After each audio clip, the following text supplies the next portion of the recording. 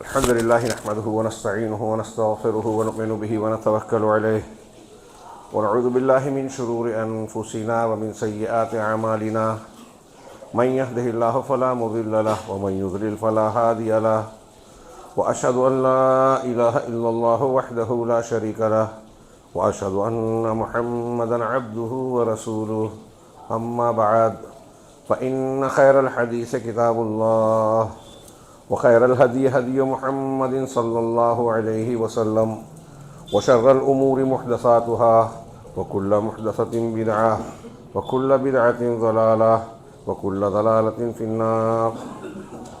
أعوذ بالله من الشيطان الرجيم. بسم الله الرحمن الرحيم. ولتكن منكم أمة يدعون إلى الخير ويأمرون بالمعروف وينهون عن المنكر وأولئك هم المفلحون. محترم حضرین، میں نے خطبہ مسنونہ کے بعد بڑی مشہور آیت قرآن کی تلاوت کی، جسے آپ نے بارہا نہیں بلکہ 50 بار سنا اور دوسروں کو سنایا بھی ہوگا. اللہ تبارک و تعالیٰ نے اس میں حکمیہ انداز میں فرمایا کہ وَلْتَكُنْ ہونا چاہیے تمہارے درمیان، امہ ایک جماعت، گروہ، تمہارے درمیان ایک گروہ ہونا چاہیے جو وَلْتَكُنْ مِنْكُمْ يَدْعُونَ، جو خیر کی طرف، الخیر، خیر کیا ہے؟ نیکی، بھلائی، جس کو قرآن حدیث نے، شریعت نے خیر کہا، بھلائیاں کہا، جو خیر کی طرف لوگوں کو دعوت دے رہے، یعنی قرآن و حدیث اور ان کی تعلیمات کی طرف دعوت دے رہے، بلائے. وَيَأْمُرُونَ بِالْمَعْرُوفِ، نیکی کا، المعروف کا، جو شریعت نے جسے پسندیدہ قرار دیا، نیکی قرار دیا، وہ المعروف ہے، تو معروف کا حکم دے. وَيَنْهَوْنَ عَنِ الْمُنْكَرِ، اور منکر سے روکے، یعنی جو شریعت نے ناپسندیدہ قرار دیا، جس کو ہم عرف عام میں برائی کہتے ہیں، جس کا انکار کیا جائے. شریعت اور عقل سلیم، جو بگڑی ہوئی عقل ہے وہ نہیں، عقل سلیم جس کی قباحت، شناعت اور برائی کو تسلیم کرتے ہوں، ایسی چیز سے روکیں. وَأُولَئِكَ هُمُ الْمُفْلِحُونَ، اللہ تعالیٰ نے کہا کہ یہی لوگ فلاح پانے والے ہیں. سمپل سی بات میں نے عرض کیا کہ ہم بہت مرتبہ سن چکے ہیں، تھوڑا سا غور کیجئے. اللہ کہہ رہا ہے کہ یہ فلاح پانے کی علامت ہے، نشانی ہے، صفت ہے کہ ہم خیر کی طرف دعوت دینے والے بنے اور نیکی کا حکم دینے والے، برائی سے روکنے والے بنے. اس کا الٹا معنی کیا ہوا کہ جن کے اندر یہ صفت نہیں ہے، جو خیر کی طرف دعوت نہیں دیتے، امر بالمعروف اور نہی عن المنکر کا فریضہ انجام نہیں دیتے، تو وہ فلاح پانے والے نہیں ہیں. الٹا معنی یہی ہوا. اور یہ معنی صرف مفہوم مخالف کے تحت نہیں، قرآن کی بہت ساری دوسری آیتیں اور بہت ساری احادیث مبارکہ اور سلف کے اقوال اس کی گواہی دیتے ہیں، بہت واضح انداز میں بیان کرتے ہیں. ابھی اسی ہفتے میں میں مدراس سے قریب وانمباڑی میں اس موضوع پر خطاب کرنے گیا تھا، انکار منکر کی، موجودہ حالات میں انکار منکر کی ضرورت، کہ آج کے زمانے میں منکر جو برائی ہے اسے روکنے، اس پر انکار کرنے کی کتنی ضرورت ہے. اور اگر آپ قرآن و حدیث کو دیکھیں گے تو ہر زمانے میں اس کی انتہائی شدید ضرورت ہے. جیسے زندہ رہنے کے لیے ہم کو کھانے پینے کی، سانس لینے کی، آکسیجن کی ضرورت ہے، ایسے مسلمانوں کے سماج کو محفوظ رکھنے کے لیے، دین کو، عقیدے کو، صحیح عقیدے کو محفوظ رکھنے کے لیے اور ترقی پانے کے لیے امر بالمعروف اور نہی عن المنکر کا ہونا ضروری ہے. یہ اہل علم کے قول کے مطابق یہ اسلام کا سب سے عظیم قطب ہے، مرکز ہے، سب سے اہم فرائض میں سے ایک فریضہ ہے، یعنی وہ جو ارکان اسلام ہے اس کے علاوہ جس سے دین کی بقا جڑی ہوئی ہے، دین کا تحفظ جڑا ہوا ہے. اگر یہ نہیں ہے تو دین اصلی کیا ہے، نقلی کیا ہے، صحیح کیا ہے، غلط کیا ہے، لوگوں کے لیے گڑبڑ ہو جائے گا. برائیاں لوگ کریں گے، کوئی روکنے والا نہیں ہوگا، لوگوں کو سمجھ ہی میں نہیں آئے گا کیا صحیح ہے، کیا غلط ہے، کیا شرک ہے، کیا بدعت ہے، کیا توحید ہے، کیا سنت ہے. دین محرف ہو جائے گا، بدل جائے گا، خلط ملط ہو جائے گا، اور نتیجہ کیا نکلے گا؟ وَاتَّقُوا فِتْنَةً لَا تُصِيبَنَّ الَّذِينَ ظَلَمُوا مِنكُمْ خَاصَّةً، اس فتنے سے، عذاب سے تم ڈرو، وبال سے، جو تم میں سے صرف ظالم لوگوں کو نہیں پکڑے گا. یعنی اگر سماج میں برائی ہو رہی ہے، عام ہو رہی ہے، تو اللہ تبارک و تعالیٰ صرف ان کی گرفت نہیں کرے گا جو سماج میں گناہ کر رہے ہیں، جب اللہ کا عذاب آئے گا تو اچھے بروں کے ساتھ اچھے بھی پیسیں گے۔ نبی کریم صلی اللہ علیہ وسلم سے ام المومنین نے پوچھا انہلک وفینا الصالحون، حدیث کا آخری ٹکڑا ہے، صحیح بخاری میں، ترمذی وغیرہ میں ہے، ہاں، کہ کیا ہم ہلاک ہوں گے جبکہ ہمارے درمیان اچھے لوگ بھی ہوں گے، صالح لوگ بھی ہوں گے؟ آپ نے فرمایا نعم اذا کثر الخبث، ہاں جب خبث یعنی برائیاں عام ہو جائیں، غالب آ جائیں۔ حضرت ابو بکر صدیق رضی اللہ تعالیٰ عنہ نے ایک دن تقریر کی اور کہا مجھے پتہ چلا ہے کہ آپ لوگ کچھ اس طرح کی باتیں کر رہے ہو، قرآن کی ایک آیت پڑھتے ہو، آیت پڑھی سورہ مائدہ کی، ہاں، علیکم انفسکم لا یضرکم من ضل اذا اہتدیتم، کہ تم پر تمہارے نفس لازم ہے، اپنا خیال رکھو، ہاں اپنا خیال، تم کو اگر کوئی دوسرا گمراہ ہوتا ہے اور تم ہدایت پر ہو، یعنی کوئی غلط راستے پہ چل رہا ہے اور تم صحیح راستے پہ ہو، تو ان کے غلط راستے پر چلنے سے تم کو کوئی نقصان نہیں ہوگا، ان کا غلط راستے پر چلنا تم کو نقصان نہیں پہنچائے گا۔ ابو بکر صدیق رضی اللہ تعالیٰ عنہ نے کہا کہ تم یہ آیت پڑھتے ہو لیکن اس کا معنی غلط کرتے ہو، سمجھتے ہو، اس کو غیر موضع پر رکھتے ہو۔ میں نے اللہ کے رسول صلی اللہ علیہ وسلم کو فرماتے ہوئے سنا، سیدنا ابو بکر صدیق نے کہا میں نے رسول اللہ صلی اللہ علیہ وسلم کو فرماتے ہوئے سنا کہ اگر تم کسی ظالم کو دیکھو کہ وہ ظلم کر رہا ہے، غلط کام کر رہا ہے، اور اس کا ہاتھ پکڑ سکتے ہو، روک سکتے ہو، لیکن نہیں روک رہے ہو، تو ممکن ہے کہ اللہ تبارک و تعالیٰ اپنی جانب سے سب کو سزا عام طور سے دے، عمومی طور سے سزا دے۔ غور کیجئے، آپ امر بالمعروف نہی عن المنکر کے یہ 2-3 فائدے میں نے بتائے تمہیدی طور پہ آج کی بات کرنے سے پہلے، کہ اگر یہ ہے تو فلاح کی گارنٹی ہے، فلاح پانے والوں کی خصوصیت ہے، یہ ہے تو دین محفوظ ہوگا، ورنہ خلط ملط ہو جائے گا، صحیح غلط کی تمیز مٹ جائے گی، صحیح حدیث کیا ہے ضعیف حدیث کیا ہے نہیں معلوم پڑے گا لوگوں کو، عوام سنیں گے اللہ کے رسول نے فرمایا، جو غلط ہے اللہ کے رسول صلی اللہ علیہ وسلم کی طرف منسوب کر دیا گیا، لوگ ماننے لگے۔ آج ساری بدعات کا یہی حال ہے، خرافات کا، دین کی شفافیت ہی نہیں رہی۔ ہم کہتے ہیں کنتم خیر امت اخرجت للناس، قرآن نے کہا کہ تم بہترین امت ہو جو لوگوں کے لیے نکالے گئے ہو، تو بہترین امت ہم ناراض ہے کہ آج کے مسلمان ہے کیا؟ اللہ نے کہا کیوں ہے بہترین امت؟ خیر امت کیسے ہیں؟ تأمرون بالمعروف وتنہون عن المنکر، سب سے اہم خصوصیت خیر امت کی یہ ہے کہ نیکی کا حکم دیتے ہو، برائی سے روکتے ہو، وتؤمنون باللہ، اور اللہ پر ایمان رکھتے ہو، ایمان کے ساتھ یہ بھلائی ہوگی تو خیر امت ہے، ورنہ خیر ویر نہیں ہے، مارے جائیں گے، کاٹے جائیں گے، بے عزت کیے جائیں گے۔ آج مسلمانوں کے حالات غور کیجئے ان قرآن کی آیتوں کی روشنی میں، ہم کیا ہیں؟ کیا ہم خیر امت ہیں؟ کیا فلاح پانے والوں کے اوصاف ہیں؟ کیا اللہ کا عذاب عمومی طور سے نہیں آ رہا ہے؟ یہ جو نتیجے بتائے ہیں آیتوں کی، کون سی چیز ہم پر فٹ ہو رہی ہے؟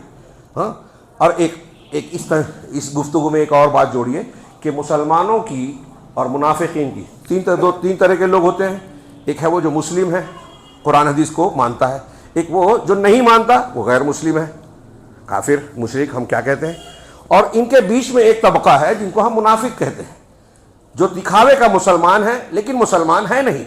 اب اس میں 2 کیٹیگری ہوتی ہے، ایک عقیدے کا منافق، ایک عمل کا منافق۔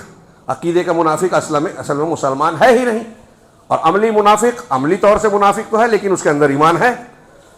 تو اللہ تبارک و تعالیٰ نے قرآن میں اور رسول اللہ صلی اللہ علیہ وسلم نے اپنی احادیث مبارکہ میں منافقین کی اور مسلمانوں کی علامتیں بتائی ہے، اور خاص اور حیرت کریں گے آپ کہ قرآن میں کافروں سے زیادہ منافقوں کی علامتیں بیان کی گئی ہیں تاکہ آپ اور ہم اس سے چوکن نہ رہیں۔ منافقین اور مسلمانوں میں فرق کرنے والی بہت سی علامتوں میں سے ایک چیز یہ دھیان رکھیے، سورہ توبہ میں اللہ نے فرمایا والمنافقون والمنافقات بعضهم من بعض، کہ منافق مرد اور عورتیں، منافق مرد منافق عورتیں بعض سے ہے، ایک دوسرے سے تعلق رکھتے ہیں، اور ان کی صفت کیا بتائی؟ یأمرون بالمنکر وینہون عن المعروف، یہ برائی کا حکم دیتے ہیں، برائی کا حکم دیتے ہیں اور معروف سے روکتے ہیں۔ کون لوگ؟ منافقین۔ بہت غور سے سنیے، دماغ میں بٹھائیے، اللہ کا کلام ہے، ہاں، رب العالمین کا فرمان ہے اور ہماری ہدایت کے لیے ہے، مذاق نہیں ہے، ضرورت ہے ہماری۔ آج سماج میں دیکھیے کہ ہم اور آپ یا ہمارے گرد و پیش میں نیکیوں کا حکم دینے والے کتنے ہیں، برائیوں کا حکم دینے والے۔ جب کوئی کسی بدعت کا حکم دیتا ہے، آج ابھی بدعت جب آتی ہے تو جو لوگ اس کو دین مانتے ہیں وہ اس کا حکم دیتے ہیں، جو ضعیف اور جھوٹی حدیثیں بیان کر کے لوگوں کو غلط فوائد فضائل بیان کرتے ہیں دین کے، اعمال کے، عقائد کے، وہ منکر کا حکم دے رہے ہیں، وہ برائی کو پھیلا رہے ہیں، اور جب وہ کوئی ایک آدمی بدعت کو مانتا ہے، بدعت کو پھیلاتا ہے، تو سنت کا رد کرتا ہے، سنت کے ماننے والے سے نفرت کرتا ہے۔ تو آج حق سے نفرت کرنے والے کتنے ہیں؟ اس تناظر میں گئی کہ منافق مرد منافق عورتیں، ہاں، یہ ایک دوسرے سے تعلق رکھتے ہیں اور منکر کا حکم دیتے ہیں، اس میں ایک دوسرے کے ساتھ بھی رہتے ہیں، معروف سے روکتے ہیں۔ جب امر بالمعروف اور نہی عن المنکر کا فریضہ انجام نہیں دیتا ہے تو یہ بھی ایک نتیجہ ہوتا ہے کہ لوگ جو منکر ہے اس کو معروف سمجھتے ہیں، معروف کو منکر سمجھتے ہیں، سنت کو بدعت مانتے ہیں اور بدعت کو سنت مانتے ہیں، صحیح حدیثوں کو غلط مانتے ہیں، رد کرتے ہیں، اور جھوٹی، ضعیف، ناقابل حجت حدیثوں کو دین سمجھتے ہیں، اللہ کے رسول صلی اللہ علیہ وسلم کا فرمان اور سنت سمجھتے ہیں۔ کتنی بڑی بات ہے یہ، برائیوں کو اچھا سمجھنا۔ یہ منافقین کی خصوصی علامت اللہ تعالیٰ نے اس سورہ توبہ کی اس آیت میں بتائی، اور اس کے آگے ہی چند آیتوں کے بعد اللہ نے مومنوں کے بارے میں کہا والمؤمنون والمؤمنات بعضهم اولیاء بعض، کہ مومن مرد اور مومن عورتیں بعض کے اولیاء ہیں، دوست ہیں۔ یہ ولایت دنیا والی نہیں، دینی ولایت ہے، دوستی ہے۔ تو اس دینی ولایت کا پہلا حق، سب سے خاص صفت جو اللہ نے پہلی بیان کی اسی آیت میں آگے کیا کہا؟ یأمرون بالمعروف وینہون عن المنکر ویقیمون الصلاۃ ویؤتون الزکاۃ ویطیعون اللہ ورسولہ۔ یہ 5 اوصاف بتائے کہ مسلمانوں کی آپسی ولایت کی بنیادیں کیا ہیں۔ پہلی چیز، سب سے خاص صفت، کہ ایک دوسرے کو نیکی کا، معروف کا حکم دیتے ہیں اور منکر سے روکتے ہیں۔ میرے بھائیو، یہ پہلی صفت ہے۔ اب مومنوں اور منافقوں کے درمیان فرق کرنے والی یہ چیز ہے۔ پھر آگے ہے، وہ نماز قائم کرتے ہیں، زکوٰۃ دیتے ہیں، اللہ اور اس کے رسول کی اطاعت کرتے ہیں۔ اس ایک اصول کو، قرآن کا جو اصول ہے، میرا، کسی کا، کسی مولوی کا، کسی انسان کا بنایا ہوا نہیں، اللہ نے جو پیمانہ دیا ہے اس پیمانے کو سامنے رکھیے، اور آج ہم اپنا مسلمانوں کا جائزہ لیں اور اس کا تھوڑا سا موازنہ کریں جناب محمد رسول اللہ صلی اللہ علیہ وسلم کی سیرت طیبہ اور تعلیمات سے، کہ آپ کا رویہ کیا تھا، ہمارا رویہ کیا ہے۔ منکر کے سلسلے میں، دین کی حفاظت کے سلسلے میں پھر آپ کی تعلیم کے نتیجے میں صحابہ، تابعین، ائمہ کرام اور مسلمان پہلے دور کے کیا کرتے تھے۔ پڑھیے، موقع نہیں ہے، بہت ہی مختصر، اور پڑھنے سے تاخیر ہو گئی، افسوس کی بات ہے۔ نبی کریم صلی اللہ علیہ وسلم ہر جمعہ میں کہتے تھے کل محدثۃ بدعہ وکل بدعۃ ضلالہ، ہر دین میں نئی چیز بدعت ہے، ہر بدعت گمراہی ہے، اور بعض روایتوں میں ہے اور ہر گمراہی جہنم میں لے جانا۔ بدعت گمراہی ہے، جہنم میں لے جانا، کتنی صاف بات ہے۔ تو جو بدعت ہے وہ منکر ہوا کہ معروف؟ منکر ہوا۔ اللہ کے رسول صحابہ میں ہر روز، ہر جمعہ کو کہہ رہے ہیں، ہر خطبے میں کہہ رہے ہیں، کیوں؟ اس لیے کہ دین کو خالص رکھنا بہت بنیادی ضرورت ہے۔ ہمارے آپ کی دنیا میں کامیابی اور آخرت میں کامیابی، سب سے بڑا مسئلہ یہی ہے کہ جہنم سے بچ جائیں، دنیا میں بھی مسائل سے بچ جائیں، اللہ کی رحمت کے مستحق بنیں، اور اس کے لیے سب سے ضروری ہے کہ اللہ نے جو خالص دین آسمان سے اتارا ہے اس پر عمل کریں، اس کو اختیار کریں، عقیدے میں، عمل میں نافذ کریں۔ اس میں ملاوٹ ہوگی تو وہ اصلی دین نہیں رہے گا۔ غلط دین کو اختیار کریں گے تو نتیجہ اللہ تبارک و تعالیٰ کی رحمتوں برکتوں والا نہیں ہو سکتا، یہ گمراہی ہوگی۔ دین سے ہٹ کے اگر آپ کوئی دین کے نام پر کوئی چیز اختیار کریں، یہ دین کو شفاف رکھنے کے لیے رسول اللہ صلی اللہ علیہ وسلم ہر جمعہ کو صحابہ کے سامنے کہتے تھے، ان کے اندر بدعت نہیں تھی۔ آپ سوچیں گے یہاں بدعت نہیں ہے، یہاں کیا بیان کر رہا ہوں؟ دین کو شفاف رکھنا، ملاوٹ سے پاک رکھنا، کہ توحید میں شرک نہ ملے، سنت کے ساتھ بدعت نہ ملے، صحیح حدیثوں کے ساتھ جھوٹی حدیثیں نہ ملے، حلال کے ساتھ حرام والا مسئلہ نہ ہو کہ آپ حرام کے ساتھ حلال کے ساتھ حرام بھی کر رہے ہیں، صحیح کے ساتھ غلط بھی کر رہے ہیں، اچھے اخلاق کے ساتھ برے بھی اختیار کر رہے ہیں اور جنتی ہوں، ایسا نہیں چلے گا۔ دین کو شفاف رکھنا ضروری ہے۔ قرآن نے کہا، ہاں، وَإِذَا رَأَيْتَ الَّذِينَ يَخُوضُونَ فِي آيَاتِنَا، جب آپ دیکھو کہ کچھ لوگ ہماری آیتوں کے سلسلے میں فضول باتیں، ٹھٹھا مذاق، جھوٹی الٹی سیدھی باتیں کرتے ہیں، تو فَأَعْرِضْ عَنْهُمْ، تو ان سے اعراض کرو، حَتَّى يَخُوضُوا فِي حَدِيثٍ غَيْرِهِ، یہاں تک کہ دوسری حدیث اور دوسری باتوں میں جڑ جائیں، لگ جائیں۔ اس میں حدیثوں کا انکار کرنے والے، قرآن حدیث کا غلط معنی بتانے والے سب آ گئے۔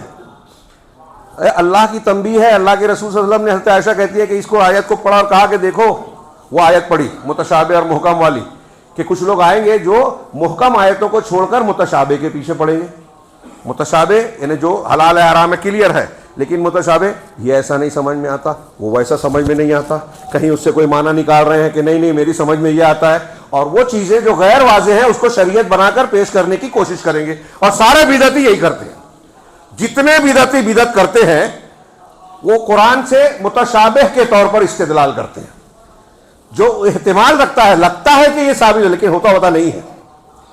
تو اللہ کے رسول صلی اللہ علیہ وسلم نے کہا کہ جب تم دیکھو کہ کچھ لوگ اس طرح سے متشابہ کے پیچھے لگتے ہیں اور تم سے جدال کرتے ہیں دین کے معاملے میں، تو یہی وہ لوگ ہیں جن کو اللہ نے نشاندہی کی ہے، لہٰذا ان سے بچنا، ان سے دور رہنا.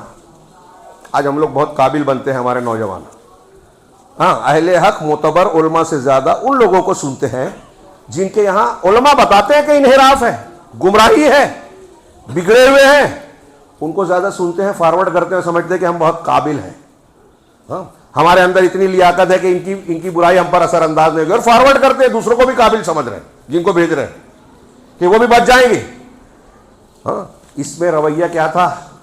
اللہ کے نبی صلی اللہ علیہ وسلم نے کبھی کوئی منکر، شرک، بدعت یا کوئی ایسی چیز جو شریعت سے انہوں نے دیکھی اور خاموش رہے؟ ہاں، صحابہ کرام نئے مسلمان ہیں. ابو واقد لیثی کی روایت بار بار آپ نے سنی ہے. ہاں، فتح مکہ کے بعد مسلمان ہو کے لوٹ رہے، راستے میں دیکھا کہ مشرکین ایک درخت کو متبرک سمجھ کے وہاں اپنے ہتھیار لٹکاتے ہیں. اسے ذات انوات کابیری کا درخت تھا. میں شارٹ میں بیان کر رہا ہوں کیونکہ مضمون کافی ہے. تو صحابہ میں سے جو نئے تھے انہوں نے کہہ دیا اللہ کے رسول جیسے ان مشرکین کا ذات انوات ہے ہمارے لیے بھی ایک بنا دے تاکہ ہم اس سے برکت حاصل کریں. اللہ کے رسول صلی اللہ علیہ وسلم کا چہرہ غصے سے بدل گیا اور آپ نے کہا اللہ اکبر، والذی نفسی بیدی انکم لقلتم کما قالت بنو اسرائیل لموسیٰ. ہاں، اللہ اکبر. ہاں، انہا سنن، یہی سنن ہے، طریقے ہیں، پہلوں کے نقش قدم ہیں. اس ذات کی قسم جس کے ہاتھ میں میری جان ہے، تم نے وہی بات کہی ہے جو موسیٰ سے ان کی قوم نے کہی تھی، جو قرآن نے نقل کیا کہ اجعل لنا الہا کما لہم آلہہ، کہ اے موسیٰ ہمارے لیے ویسا معبود بنا دے جیسے ان مشرکین کے معبود ہیں. جو چیز متبرک نہیں ہے، صحابہ نے یہ کہا تھا کیا کہ اس جیسے ان کا درخت ہے ویسے ہم، کس سے کہہ رہے ہیں؟ نبی سے کہہ رہے ہیں. ان کی کوئی نیت میں خرابی ہو سکتی ہے کیا؟ اللہ کو خوش کرنا، نیت اچھی تھی. اللہ کی خوشنودی اور تقرب کے لیے اللہ کے رسول سے ایک مطالبہ کر رہے ہیں کہ ان مشرکین نے جیسے یہ ذات انوات بنایا ہے ہم کو بھی بنا دیجئے تاکہ ہم اس کے ذریعے سے برکت حاصل کریں. اللہ کے رسول صلی اللہ علیہ وسلم غصہ ہو کے کہتے ہیں یہ نقش قدم ہے، تم اپنے سے پہلوں کے نقشے. موسیٰ کی قوم نے کہا تھا نا ہمارے لیے معبود بنا دو، تمہارا یہ کہنا ایسے ہی ہے. جو چیز ہمارے لیے متبرک نہیں ہے، قرآن حدیث نے نہیں بتایا، ہم اگر اس کو مانتے ہیں تو اس کو معبود بنانا ہے. اور اللہ کے رسول نے کہا کہ تم اپنے سے پہلوں کے نقش قدم بلا ترکبن سنن من کان قبلکم، کہ تم اپنے سے پہلوں کے نقش قدم پر ضرور چلو گے، سوار ہوگے. حذو النعل بالنعل، بعض روایتوں میں حذو القذۃ بالقذۃ، بالکل تیر کا ایک پھل دوسرے پھل کے جیسے کر مساوی ہوتا ہے، ویسے ہی یہود و نصارہ نے جو کچھ کیا تم بھی کرو گے. انہوں نے فوراً توبہ کی. اللہ کے رسول کے سامنے ایک غلط صحابہ نے وہ کیا نہیں تھا، مطالبہ کیا تھا، آپ نے روکا نا. یہ نہی عن المنکر ہے. اب آج اگر ہم کسی کو شرک بدعت سے منع کرتے ہیں تو لوگ مسلک کے آئینے میں دیکھ کے تنقید کرتے ہیں. بہت سے دیندار لوگ بھی کہتے ہیں ارے مولوی صاحب یہ سب باتیں نہیں چھیڑنا چاہیے، ہاں ارے جو جیسا کر رہا ہے کرنے دو. مجھے بہت حیرت ہوتی ہے، کیا اللہ کے رسول صلی اللہ علیہ وسلم نے منع نہیں کیا بدعت کو؟ بدعت نہیں کہا. آپ نے یہ نہیں کہا 73 فرقے ہوں گے، ایک نجات کے راستے پہ ہوگا، تو 72 کو آپ غلط کہہ رہے ہیں کہ نہیں کہہ رہے ہیں؟ تو ہمیں یہ کہنا چاہیے کہ نہیں کہ یہ غلط ہیں، کہ دھوکے میں پڑنے دیں لوگوں کو، جہنم کے راستے پہ چلنے دیں، اللہ کا عذاب آنے دیں مسلمانوں پر. یاد رکھیے کہ مسلمانوں کی مصیبت کی سب سے بڑی جڑ شرک اور بدعت ہے. پوری دنیا میں مسلمان کاٹے مارے ذلیل کیے جا رہے ہیں، اس کی بنیادی وجہ شرک اور بدعت ہے. یہ میں نہیں کہہ رہا ہوں، قرآن حدیث کی بہت سی نصوص کہہ رہی ہیں. ابھی میں نے بعض کو شروع میں پیش کیا.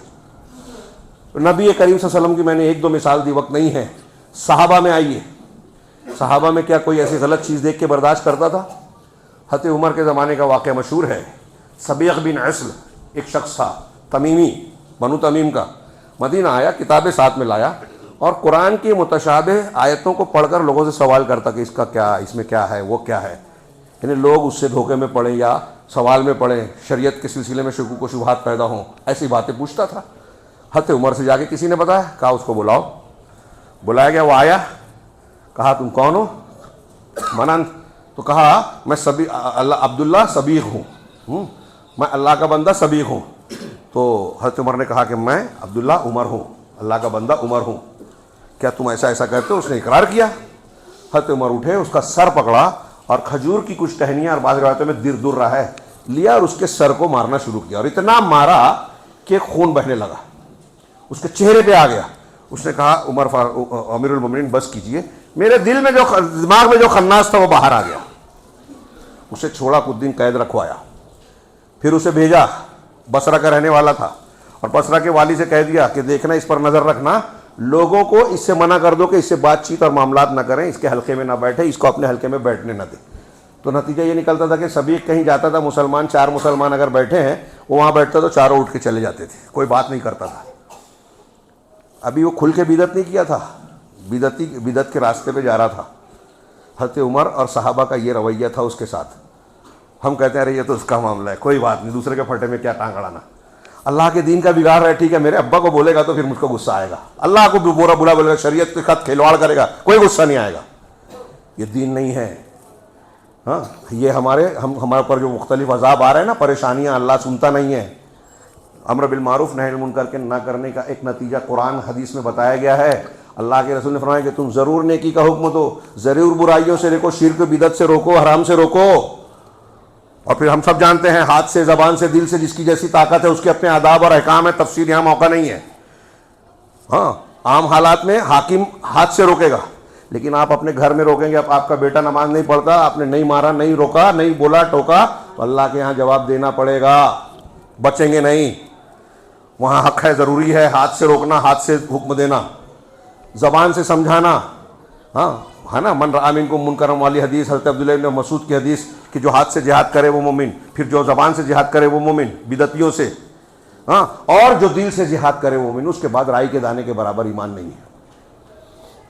حضرت عمر کی میں نے مثال پیش کی، حضرت عثمان ٹائم نہیں ہے، حضرت علی، ہاں، حضرت علی رضی اللہ تعالیٰ عنہ شدید تھے۔ ہاں، میرے ہاتھ میں کاغذ ہیں، اقوال ہیں، لیکن ٹائم نہیں ہے کہ میں ان کو پیش کروں۔ اللہ کے حضرت علی سے ایک روایت منقول ہے، کسی نے حضرت عمر کی طرف امام لالکائی نے نقل کیا، ہاں، حضرت علی سے، وہ کہتے ہیں کہ دیکھو تمہارے سامنے کچھ ایسے لوگ آئیں گے جو دین کے سلسلے میں تم سے جدال کریں گے۔ سن رہے ہیں؟ حضرت علی نے حضرت ابن عباس کو بھیجا خوارج سے مناظرہ کرنے کے لیے، جو علمی دلیل سے مان گئے ان کا وہ توبہ کر لیا، مان لیا، جنہوں نے نہیں مانا ان سے قتال کیا، جنگ کی، مار ڈالا جی جو ہاتھ میں آئے کہ بدعتی ہیں، عقیدے کے سلسلے میں بھٹکے ہوئے۔ اللہ کے رسول نے حکم دیا ہے کہ تمہاری نماز سے زیادہ اچھی نماز پڑھیں گے، تم سے زیادہ اچھا روزہ رکھیں گے، تم سے زیادہ اچھی تلاوت کریں گے، لیکن قرآن حلق سے نہیں اترے اور دین سے ایسے نکل جائیں گے جیسے تیر شکار کو چھید کے نکلتا ہے۔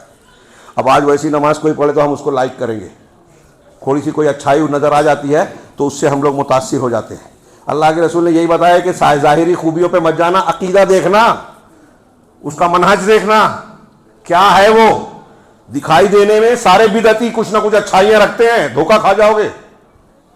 تو حضرت علی نے کہا کہ ایسے کچھ لوگ آئیں گے جو جدال کریں گے دین کے معاملے میں، ہاں، تو ان کو اللہ کے رسول کی سنن سے پکڑنا، سنتوں سے۔ جملہ آگے یاد کیجئے، دیکھیں صحابہ کرام کے ایک جملے کے ایک کتاب ہوتے تھے، ہم لوگ تفسیری بھی کرو تو بہت سے لوگ نہیں سمجھتے، تو تم ان کو سنتوں سے پکڑنا۔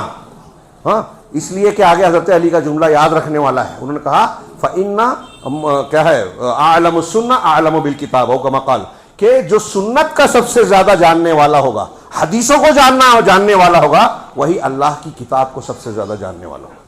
اور ہمارے یہاں کچھ لوگ پیدا ہوئے جو بولتے ہیں کہ حدیثوں کی ضرورت نہیں ہے، ہم قرآن سمجھ لیں گے، ایسے ہی بھٹکتے ہیں۔ حضرت علی کہہ رہے ہیں، تو حضرت علی کا یہ قول، اور پھر اس کے بعد تابعین، تابعین میں آپ دیکھیں گے کہ کتنا ان کا شدید معاملہ تھا۔ ہاں، حضرت علی کا یہ قول کا فخذوہم بالسنۃ فإن اصحاب السنن اعلم بکتاب اللہ، اس لیے کہ اصحاب سنن اللہ کی کتاب کو سب سے زیادہ جاننے والے ہیں۔ ایسے اور بھی اقوال ہیں، فی الحال میں ایک اقتباس علامہ ابو عثمان اسماعیل الصابونی کا اس کو پیش کرنا چاہتا ہوں۔ یہ نہی عن المنکر کا حصہ ہے، اور ہم اپنے آپ کو جوڑے، صرف سنے نہیں کہ وہ ایسا کرتے تھے، کہ ہمارے درمیان اگر بدعت اور منکر ہو رہا ہے، ہم کیا کر رہے ہیں؟ سلف کرتے تھے۔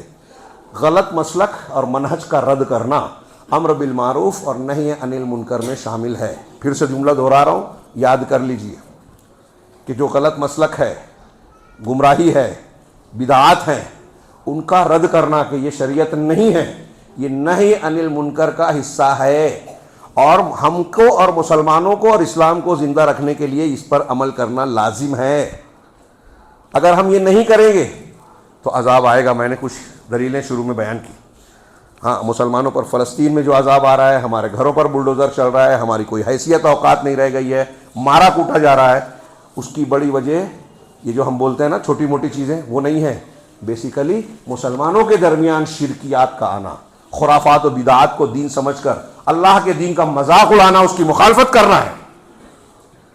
یہ علماء نے بیان کیا کہ جو بھی مصیبت، بلا، تکلیف، مصیبت، پریشانی عذاب کی شکل میں مسلمانوں پہ آ رہی ہے، اس کی سب سے بڑی وجہ بدعت ہے۔ یہ علامہ صابونی ابو اسماعیل کا، میں سلف کا یہ جو بتا رہا ہوں، یہ بتا رہا ہوں کہ سلف کیا کرتے تھے اور ہم کیا کرتے ہیں۔ سلف کا قول نقل کیا کہ اہل الحدیث اہل البدع، یعنی اہل السنہ اہل بدعت کے ساتھ، اہل بدعات کے ساتھ ان کا کیا رویہ تھا۔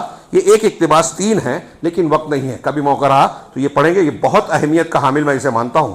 ہمارے اسلاف جتنے سچے پکے مسلمان ہیں، جن کو ہم امام مانتے ہیں، ائمہ مانتے ہیں، ان کے منہج کو، ان کے مسلک کو نقل کر رہے ہیں۔ کہا کہ وَيُبْغِضُونَ أَهْلَ الْبِدَعِ الَّذِينَ أَحْدَثُوا فِي الدِّينِ مَا لَيْسَ مِنْهُ، کہ یہ اہل سنت، اہل الحدیث، ائمہ، تابعین، صحابہ، سب مراد ہیں جو اہل حق ہیں، یہ اہل بدعات سے بغض رکھتے تھے، ہاں، جنہوں نے دین میں ایسی چیزوں کو ایجاد کر لیا جو دین کا حصہ ہے ہی نہیں۔ ابھی 15 شعبان آ رہا ہے، جس کو شب برات کہتے ہیں۔ کسی نے قرآن حدیث میں کہیں نہیں کہا، صحابہ نے نہیں کہا، تابعین نے نہیں کہا، ہمارے یہاں لوگ کہہ رہے ہیں۔ قبرستان میں کیا کیا ہوتا ہے، روحوں کی عید کہ وہ لوٹتی ہیں، قرآن حدیث نے نہیں بتایا، ہمارے یہاں لوگ کہہ رہے ہیں۔ نئے کپڑے، رافضیوں نے کہا 12ویں امام کی پیدائش کا دن ہے، وہ حلوہ بناتے ہیں، ہم لوگ کے یہاں الٹی سیدھی باتیں بیان کر کے کہ اللہ کے رسول غزوہ احد میں دندان مبارک شہید ہوئے تھے، وہ شوال میں، وہی شعبان میں کر رہے ہیں۔ شیعوں نے رائج کیا تو دین کا حصہ ہے کیا؟ اللہ کے رسول نے نہیں بتایا، صحابہ نے نہیں کیا، تابعین نے نہیں کیا، تابع تابعین نے نہیں کیا، اماموں نے نہیں کیا، تو دین میں نئی چیز اور بدعت ہوئی کہ نہیں ہوئی؟ اگر دین سمجھ رہے ہیں آپ تو اب کتنے لوگ کر رہے ہیں، کتنے لوگ منع کر رہے ہیں، کتنے لوگ ارے چھوڑو چھوڑو، جو جیسا کر رہا ہے کرنے دو۔ یہ جو ایسا بولتے ہیں وہ دین کا کام نہیں کر رہے ہیں، ان کے اندر جگرا نہیں ہے کہ وہ برائی کو برائی کہہ سکیں۔ ہاں، پھر کیوں آپ ڈھڈورا پیٹتے ہو کہ دین کا کام کر رہے ہیں، ہم اسلام کو نافذ کرنے کی بات کر رہے ہیں، جب آپ صحیح اسلام کو اسلام بول ہی نہیں پاتے ہو، بدعت کو بدعت اور شرک کو شرک کو کہہ ہی نہیں پاتے ہو، تو آپ دعوت اللہ کرنے والے کیسے ہو سکتے ہو؟ کتنی بڑی بڑی جماعتیں ہیں لیکن توحید اور شرک پہ بات ہی نہیں کرتی، تو کون سا دین پھیلاتی ہے؟ نبیوں والا نہیں ہے۔ انبیاء توحید سے شروع کرتے تھے، شرک کے رد سے شروع کرتے تھے، اور ہم اس کو آخر تک نہیں چھیڑتے۔ ہمارے یہاں کچھ لوگ اور کہتے ہیں ہم دین کا کام کر رہے ہیں، نہیں کر رہے ہیں وہ دین کا کام، اپنے آپ کو جھوٹ بول رہے ہیں، تسلی دے رہے ہیں۔ یہ دیکھیے کھلا کھلا کہہ رہے ہیں، اس میں کوئی لاگ لپیٹ نہیں ہے سلف کے یہاں۔ آگے کہا کہ ولا یحبونہم، اہل بدعات سے محبت نہیں کرتے تھے سلف اور اہل حدیث اہل السنہ، ولا یصحبونہم، ان کی اس سے دوستی اور ساتھ نہیں پکڑتے تھے، صحبت نہیں اختیار کرتے تھے، ولا یسمعون اباطیلہم، اور ان کی باطل باتوں کو سنتے نہیں تھے۔ آج ہمارے یہاں انہی کو زیادہ سنتے ہیں لوگ، جن کو لوگ ہم منع کرتے ہیں، مرزا علی انجینئر، ڈاکٹر اسرار، فلاں بردر، فلاں بدعتی، فلاں اہل سنت کی مخالفت کرنے والا، فلاں منکر حدیث۔ معتبر علماء کے دروس کو سننے کا ٹائم نہیں ہے ہمارے نوجوانوں کے پاس، لیکن باطل کو سن کے ارے دیکھو اس کو بڑھاؤ، فارورڈ کرو۔ یہ ہمارے اہل حق کا طریقہ یہ تھا کہ باطل چیزوں کو سننا نہ جائے، کہ وہ باطل کہ جو کانوں سے گزرے اور دلوں میں قرار پکڑ جائے تو دلوں میں وسوسوں اور فاسد خطرات کے ساتھ نقصان پیدا کرنے والا، اور اس میں ایسی چیزوں کو ڈالنے والا ہے جو بہت خطرناک ہے۔ یعنی اگر ان باتوں کو آپ سنیں گے، دل میں اگر اس کو جگہ دیں گے، تو آپ کے دلوں میں باطل خیالات، عقائد پیدا ہوں گے اور بہت خطرناک وسوسے اٹھیں گے۔ ہاں، وفیہ انزل اللہ قولہ، انہی کے بارے میں اللہ تعالیٰ نے اپنا یہ فرمان نازل کیا، وَإِذَا رَأَيْتَ الَّذِينَ يَخُوضُونَ فِي آيَاتِنَا فَأَعْرِضْ عَنْهُمْ حَتَّى يَخُوضُوا فِي حَدِيثٍ غَيْرِهِ، جو ابھی میں نے آیت پیش کی کہ جب آپ دیکھیں کہ کچھ لوگ ہماری آیتوں کے سلسلے میں ٹھٹھا فضول باتیں کر رہے ہیں تو ان سے اعراض کر جاؤ، ان سے ہٹ جاؤ، دور ہو جاؤ، ان کی سنو مت، ہاں، یہاں تک کہ وہ کسی دوسری بات میں جو ہے کسی دوسری باتیں میں مشغول ہو جائیں۔ اسی طریقے سے انہوں نے کہا کہ اہل سنت والجماعت اس بات پر، اس قول پر متفق ہیں کہ اہل بدعت کے ساتھ تسلط کیا جائے، ان کو ذلیل کیا جائے، ان کو کمتر بتایا جائے اور ان کو دور کیا جائے، ان سے دوری اختیار کیا جائے، ہاں، اور ان کی مصاحبت، معاشرت سے دوری اختیار کیا جائے، ان کے ساتھ میں رہن سہن نہ رکھا جائے، یہ ان کو چھوڑ کر اللہ تعالیٰ سے تقرب حاصل کرنا مقصود ہے۔ ہاں، یہ اور بھی اقوال ہے، ایک قول یہ اور بھی پیش کر دوں بس مختصر سا، کہ کہہ رہے ہیں کہ اے میرے بھائیوں، یہ الصابونی بہت بڑے عالم گزرے ہیں 4 صدی کے، عقیدے کی کتاب ہے ان کی، اسی میں سے ہے یہ۔ ہاں، کہہ رہے ہیں کہ میرے بھائیوں، تم کثرت اہل بدعت کی زیادہ تعداد سے، کثرت سے دھوکے میں مت پڑ جانا۔ لا یغرن اخوانی حفظہم اللہ کثرت اہل البدع، میرے بھائیوں کو اہل بدعات کی تعداد زیادہ ہونے، کثرت سے دھوکے میں نہ پڑیں وہ لوگ، نہ کریں، اور ان کی زیادہ تعداد ہونے کی وجہ سے، اس لیے کہ اہل بدعات کا زیادہ ہونا اور اہل حق کا کم ہونا یہ یوم حق، قیامت کی علامتوں میں سے ایک علامت ہے، کیونکہ اللہ کے رسول صلی اللہ علیہ وسلم نے فرمایا، حدیث نقل کی کہ ان من علامات الساعۃ واقترابها، قیامت کی نشانیوں اور قریب ہونے کی، قیامت کے آنے اور اس کے قریب ہونے کی نشانیوں میں سے ایک یہ ہے ان یقل العلم ویکثر الجہل، کہ علم کم ہو جائے گا اور جہالت بڑھ جائے گی۔ اب آپ بولیں گے کہ آج تو ڈاکٹر، انجینئر، کمپیوٹر والے بہت بڑھ گئے ہیں، تو یہاں آگے مطلب یہاں علم اور جہالت سے مراد کیا ہے؟ آگے انہوں نے وضاحت کی کہ یہاں والعلم هو السنہ والجہل هو البدعہ، کہ علم سنت ہے، یہاں جو مراد ہے کون سا علم؟ دنیا والا علم مراد نہیں ہے، اس کی اپنی فضیلت اور فائدے ہیں الگ جگہ، لیکن جو اللہ کے رسول نے فرمایا کہ قیامت میں آئے گی تو علم کم ہو جائے گا، اس کی وضاحت وہاں بھی ہوتی ہے کہ لوگ جاہلوں کو اپنا امام بنائیں گے، وہ فتویٰ پوچھیں گے، وہ خود بھی جاہل فتویٰ دیں گے، خود بھی گمراہ ہوں گے، دوسروں کو بھی گمراہ کریں گے۔ تو کون فتویٰ دیتا ہے؟ جو دین کے بارے میں معاملہ ہوتا ہے۔ تو یہاں اللہ یہ فرما رہے ہیں کہ علم کم ہو جائے گا، جہالت بڑھ جائے گی، کا مطلب کیا ہے؟ کہ سنت کم ہو جائے گی اور بدعت زیادہ ہو جائے گی۔ جہالت سے مراد بدعت ہے۔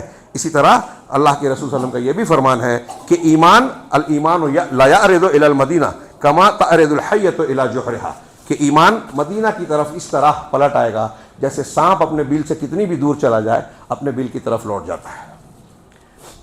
سانپ کہیں بھی چلا جائے اپنا بیل پہچانتا ہے، واپس آتا ہے، ایسے ہی اسلام مدینہ کی طرف لوٹائے گا، مطلب دوسری جگہوں پر خالص اسلام نہیں رہے گا۔ یہ پوری بات سامنے رکھیے اور پھر دیکھیے کہ آج ہمارے عقائد میں، اعمال میں، عبادات میں، دعاؤں اور اذکار میں، لوگوں کے روزمرہ کی زندگی میں کتنی ایسی چیزیں در آئی ہیں، لوگوں نے اختیار کر رکھی ہیں، جس کو ہم اور آپ سیریسلی دین سمجھتے ہیں، عمل کرتے ہیں۔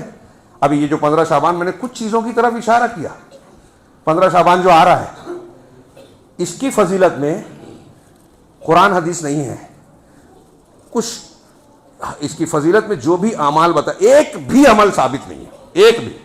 شعبان کی جو مہینہ ہے اس کی زیادہ سے زیادہ فضیلت اللہ کے رسول سے کیا ہے کہ اس مہینے رمضان کے بعد آپ اس مہینے میں سب سے زیادہ روزے رکھا کرتے تھے۔ ام المومنین حضرت عائشہ عورتوں کی وجہ سے جو حیض یا گندگی کی وجہ سے پچھلے رمضان کا روزہ چھوٹا ہے تو وہ اس مہینے میں رکھ لیتی تھی۔ نبی کریم صلی اللہ علیہ وسلم اس مہینے میں سب سے زیادہ، رمضان کا تو پورا مہینہ رکھتے تھے، نفلی روزہ سب سے زیادہ اس مہینے میں رکھتے تھے، لیکن لوگوں کو منع کیا کہ آپ اگر عادت نہیں ہے تو 15 تک روزہ رکھیں تاکہ رمضان کے لیے تیاری کریں، 15 کے بعد نہیں، 15ویں تاریخ کا روزہ نہیں، 15 تک۔ ہاں، اگر کوئی کسی کو عادت ہے پیر اور جمعرات کا رکھتا ہے، ایام 20 کے رکھتا ہے، تو رمضان کے شروع ہونے سے 1-2 دن پہلے تک بھی روزہ رکھ سکتا ہے، جو عادت کے مطابق ہر پورے سال میں رکھتا رہتا ہے، اس کے لیے اجازت ہے۔ یہ اتنی فضیلت ہے روزے سے متعلق۔ باقی اس رات میں جو لوگ قبرستان جاتے ہیں، قبرستان میں چونا گج لگاتے ہیں، صحابہ جاتے تھے کیا؟ بھیڑ ہوتی تھی کیا؟ وہاں چراغاں کرتے تھے کیا؟ اس زمانے میں جو بھی تھا، آج کے زمانے میں تو لائٹنگ ہوتی ہے، تو قبرستان کو آبادیوں سے زیادہ جو ہے وہ نیا بنا دیا جاتا ہے۔ یہ اجتماعی اس طرح کے زیارت سے موت اور آخرت یاد آتی ہے کیا؟ یہ بدعت ہوئی، اجتماعی طور سے لوگ جا رہے ہیں، بھیڑ بھاڑ مچا رہے ہیں، یہ حلوے مانڈے، نئے کپڑے، قبروں کا چونا گج کرنا، یہ تو حدیثوں میں منع ہے۔ قبروں پر چونا لگانا، پختہ کرنا، اینٹ رکھنا، اس پر پارٹی ہمارے یہاں سارے قبرستان میں لگا ہے۔ مجھے حیرت ہوتی ہے کہ لوگ اللہ کے رسول صلی اللہ علیہ وسلم سے محبت کرنے کا دعویٰ کرتے ہیں، سنت پر چلنے کا، اور رسول اللہ صلی اللہ علیہ وسلم نے صاف صاف منع کیا، حدیث موجود ہے کہ آپ نے قبروں پر لکھنے سے، اس کو چونا گج لگانے سے منع کیا۔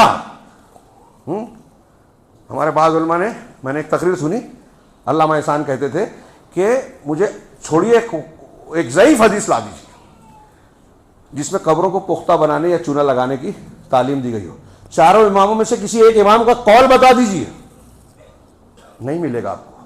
یہ شیعوں کا طریقہ ہے، پختہ قبریں اسلامی تاریخ میں شیعوں رافضیوں نے شروع کی، اور یہ 15 شعبان ان کے اپنے 12ویں امام جو حقیقت میں تھے نہیں، جن کے بارے میں کہتے ہیں کہ اصلی قرآن لے کے وہ سورہ من رآ کے غار میں چھپے ہوئے ہیں، جو اس قرآن سے 3 پٹ زیادہ ہے، وہ ان کی پیدائش کا دن تھا، تو اس کو یہ خوشی کے طور پہ مناتے ہیں اور اسی میں حلوہ بانڈا بناتے ہیں، میٹھا کھاتے ہیں، نئے کپڑا پہنتے ہیں۔ ہمارے سنی میں جھوٹی روایتیں مشہور کر دیا اور ہم بھی عمل کر رہے ہیں، کاروبار بند رکھتے ہیں اس دن۔ بتائیے،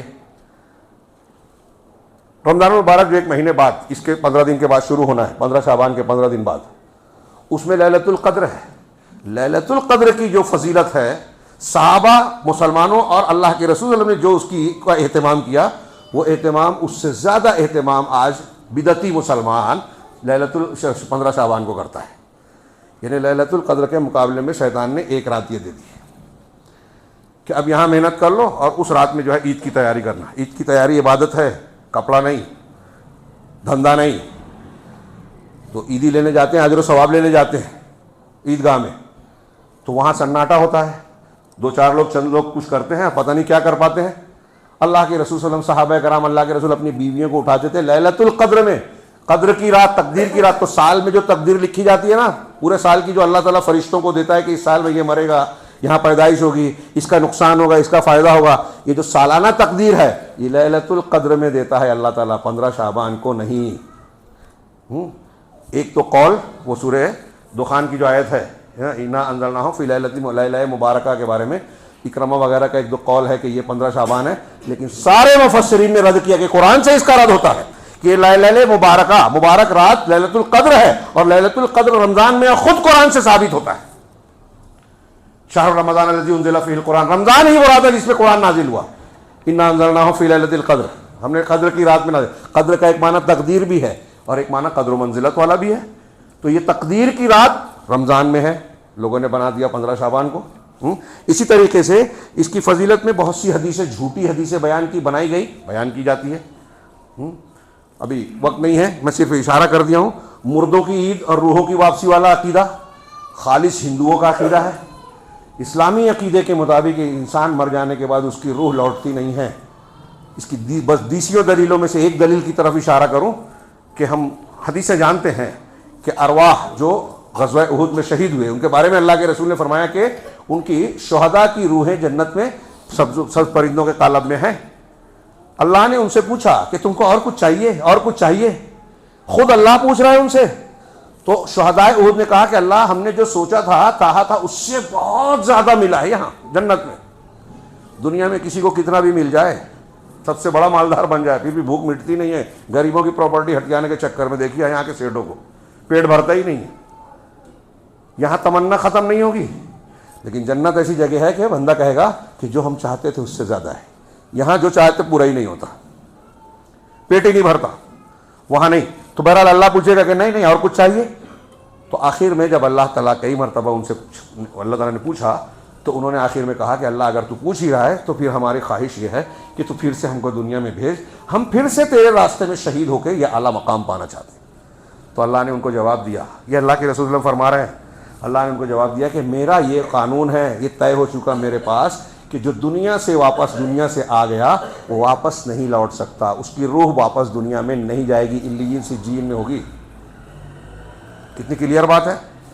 ہاں، کسی کے جسم میں شیطان آگے کہتا ہے کہ وہ مر گیا تھا، میں اس کی روح ہوں۔ شیطان زندگی میں وہ زندہ تھا تو اس کی بات کو، آواز کو، پسند کو، ناپسند کو، کچھ واقعات کو جانتا ہے۔ کسی کے جسم میں آگے کہتا ہے کہ میں اس کی روح ہوں، اور دیکھو اس کا ایسا واقعہ ہوا، تو لوگ کہتے ہیں ہاں ایسا تو صحیح ہے۔ یہ علامہ ابن تیمیہ اور علماء نے لکھا ہے کہ شیطان اس طرح بہکاتا ہے، کسی کی روح واپس نہیں آتی۔ اور یہاں 15 شعبان کو ہندوؤں کا یہ عقیدہ مسلمانوں میں اختیار کیا گیا، بیان کیا گیا۔ اسی طریقے سے اس میں ایک چیز کی عبادت کی جاتا ہے، قضائے عمری۔ ہاں، پتہ نہیں وہ 4 رکعت کا خاص طریقہ بتایا جاتا ہے کہ ایسا پڑھ لیجئے، پہلی رکعت میں یہ، دوسری رکعت میں وہ، ہاں، اور سال بھر آپ کی جو نماز چھوٹی ہے وہ اس کا کفارہ ہو جائے گا۔ جنت کا شارٹ کٹ اور بے نمازی بنانے کا نسخہ. اس کو میں کہتا ہوں کہ آپ کو بے نمازی بنانے کے لیے یہ نماز بنائی گئی ہے, میڈ ان انڈیا. اللہ کے رسول نے نہیں بتائی, صحابہ کوئی نہیں جانتا تھا. عمر بھر کی قضا, ایک 4 رکعت پڑھ لی, سارے کا کفارہ ہو گیا. کتنا شارٹ کٹ ہے جنت کا. یہ دین نہیں ہے, یہ بدعت ہے. اور یہ کوئی کر رہا ہے, سمجھانا, نہی عن المنکر کرنا, بتانا. ہم کو اگر معلوم ہے تو نہیں معلوم والوں کو ہم جس طرح بتا سکتے ہیں بتانا چاہیے. امر بالمعروف نہی عن المنکر پر میں نے پورا زیادہ ٹائم دیا آج کے خطبے میں, وہ اس لیے کہ ہم لوگ اس کو لائٹلی لیتے ہیں. میرے بھائیوں, جو مسلمانوں پر مصیبتیں پریشانیاں اس کو نہ کرنے سے, بدعت و خرافات کی وجہ سے, ہاں ہم نے اگر انجام دے دیا تو عذاب آئے گا تو ہم بچیں گے. سنیچر والے کے دین کا ہے واقعہ, دیکھیے کہ جو منع کرتے تھے کہ اللہ نے منع کیا ہے سنیچر کے دن مچھلی مارنے سے, تو جال جمعہ کو لگا کے اتوار کو نکالنے والی یہ ہوشیاری مت کرو, غلط ہے. جو نہیں مانا بندر بنا دیا گیا, قرآن میں حدیث میں ہے. جو منع کرتے تھے وہ بچ گئے. تو برائی سے روکنے کا ایک فائدہ یہ کہ ہم اپنے آپ کو سیف کر رہے ہیں. میں نے رات میں بھی بیان کیا, اللہ کے رسول نے مثال دی کہ کشتی میں اوپر اور نیچے کچھ لوگ سوار ہیں, نیچے والوں کو پانی کی ضرورت ہے. اگر انہوں نے پیندے میں سے سوراخ کر کے پانی لینا چاہا اور اوپر والوں نے نہیں روکا تو جب سوراخ ہو جائے گا اور کشتی ڈوبے گی تو صرف نیچے والے نہیں ڈوبیں گے, اوپر والے بھی ڈوبیں گے. تو ہمارے سماج میں شرک اور بدعت ہو رہا ہے, کشتی میں سوراخ ہو رہا ہے. اگر ہم نہیں روکتے تو عذاب آئے گا تو ہم بھی جو ہے پھنسیں گے. اسی طریقے سے بدعت, متعدد بدعات کو اختیار کیا گیا. اور جب کوئی بدعت کرتا ہے, اللہ امام سفیان ثوری کہتے ہیں کہ البدعۃ احب الی ابلیس من المعصیہ, بدعت ابلیس کے نزدیک معصیت سے زیادہ پسندیدہ ہے. اس لیے کہ بدعت سے توبہ کی جاتی, معصیت سے توبہ کر لیتے ہیں لوگ. آپ چوری کر رہے ہیں, آپ نے زنا کیا یا کوئی اللہ بچائے تو اس کو مانتے ہیں کہ یہ گناہ ہے تو توبہ کر سکتے ہیں. لیکن جو بدعت کرتا ہے وہ بدعت کو گناہ نہیں سمجھتا بلکہ سمجھتا ہے کہ میں اچھا کام کر رہا ہوں, اس لیے توبہ نہیں کرتا. اس لیے ابلیس کو زیادہ پسندیدہ ہے اور بدعت شرک کا دروازہ ہے. اسی طرح حضرت عبداللہ ابن فضیل کہتے ہیں, حضرت فضیل بن عباس کے ایاس کہتے ہیں کہ جو کسی صاحب بدعت کے پاس بیٹھے اس سے تم دور رہو, بچو. اور کہا کہ جو شخص صاحب بدعت سے محبت کرتا ہے, بدعت نہیں کرتا, بدعت کرنے والے سے محبت کرتا ہے, تو اللہ اس کے عمل کو برباد کر دیتا ہے اور اس کے دل سے ایمان کے نور کو نکال دیتا ہے. علامہ ابن قیم کہتے ہیں کہ جو بدعات میں مشغول ہوتا ہے وہ سنتوں سے دور ہو جاتا ہے. لہذا ہمیں خالص دین کی طرف, ایک تو عوام کا کام یہ ہے کہ آپ اگر دین کے طور پر, عبادت کے طور پر, تہوار کے طور پر کوئی چیز منا رہے ہیں اور آپ کو دکھ رہا ہے کہ کچھ لوگ اس کو رد کر رہے ہیں تو تحقیق تو کریں. میں کہتا ہوں سبزی ترکاری لینا ہے, رشتہ و پیوند کرنا ہے تو ہم تحقیق کرتے ہیں. دین جو ہماری زندگی کا سب سے اہم مسئلہ ہے, جنت اور جہنم طے کرنے کی بنیاد ہے, اس میں ہم لاپرواہ ہیں کہ لوگ جو کہہ رہے ہیں ہم مان لیں گے. مولوی صاحب اب تو سارے, بہت سارے 73 فرقے کے سارے علماء کہہ رہے ہیں تو سب کی مانیں گے کیا؟ تو یہاں لاپرواہی نہیں. اور علماء کا یہ کام ہے کہ آپ جو جانتے ہیں اسے چھپائیے مت, ورنہ اللہ کے یہاں پکڑے جائیں گے. آپ اگر دین کو جانتے ہیں تو امر بالمعروف نہی عن المنکر, جس کا جتنا علم ہے اتنا زیادہ اس کا مکلف اور ذمہ دار ہے. اور یہی امتحان ہے کہ میں اگر کہہ رہا ہوں بدعت کا رد کر رہا ہوں تو بدعتی مجھ سے ناراض ہوں گے, ہو سکتا ہے مارے, ہو سکتا ہے گالی دے, ہو سکتا ہے بدنام کریں. یہ میرا امتحان ہے کہ میں ان سے ڈرتا ہوں کہ اللہ سے ڈرتا ہوں. تو اہل علم اور اہل فضل کا کام ہے کہ لوگوں کو بتائیں, روکیں, ملامت کرنے والوں کی ملامت سے نہ ڈریں. اور عوام کا کام یہ ہے کہ اپنے آپ کو اور اپنے گھر والوں کو بچانے کے لیے سچائیوں کا پتہ لگائیں اور اپنی زندگی سے, اپنے عقیدے اور عمل سے بدعات کو, ان چیزوں کو جو شریعت کے نام پر بنا لی گئی ہیں, بناوٹی ہیں, ان کو صاف کریں. دین کو صاف اور خالص کریں گے, اللہ تبارک و تعالی ہمارے اعمال کو قبول کرے گا. سنت میں ایک میانہ روی اختیار کرنا, یہ حضرت عبداللہ بن مسعود اور کئی صحابہ کے قول میں یہ جملہ ہے کہ الاقتصاد فی السنہ خیر من الاجتہاد فی البدع. سنت میں میانہ روی اختیار کرنا بدعت میں محنت کرنے سے بہت بہتر ہے. بدعت والا عمل ضائع ہوگا, اللہ ناراض ہوگا. سنت والا عمل تھوڑا بھی کریں گے تو اجر و ثواب ملے گا, اللہ خوش ہوگا. اللہ تبارک و تعالی ہمیں ان کاموں کو کرنے کی توفیق عطا فرمائے جس سے وہ خوش ہوتا ہے, ان کاموں سے بچنے کی توفیق دے جس سے وہ ناراض ہوتا ہے, اور اس کے ذریعے سے دنیا اور آخرت میں پروردگار ہمیں کامیابیوں سے نوازے. وآخر دعوانا الحمدللہ رب العالمین. بارک اللہ لنا ولکم فی القرآن المجید ونفعنا وإیاکم بالآیات والذکر الحکیم. انہ تعالی جواد کریم ملک برحب الحلیم.